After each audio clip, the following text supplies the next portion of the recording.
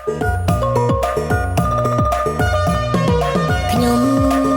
សូមស្រឡាញ់កូនពុកគេដឹងមួយស្រុកតែពុកមិនប្រណី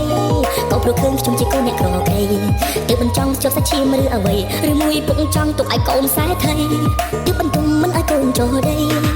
តែខ្ញុំសូមជម្រាបបានកូនអ្នកមានអ្នកមិនចេះធ្វើស្អីជាងតែដើរលេងហើយនោះអ្នកស្រីផឹកស្រាចៃលុយមិនសំចៃមួយថ្ងៃឃើញតែតែងខ្លួនដាក់អួតស្រីតែបើពុកទុកដាក់មកឲ្យខ្ញុំវិញខ្ញុំសូមស្រឡាញ់ថ្នាក់ចង់ថែមួយលោកស្រីការងារធ្ងន់ស្រាប់ខ្ញុំអ្នករ៉ាប់រង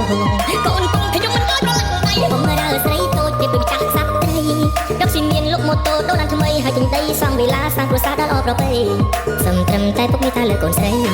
យកខ្ញុំធ្វើគុំតែឆ្លងឆ្នាំថ្មីហើយខ្ញុំនឹងគោរពប្រតិបត្តិពុករាល់ថ្ងៃទោះខ្ញុំក្រក៏ខ្ញុំមានភក្តី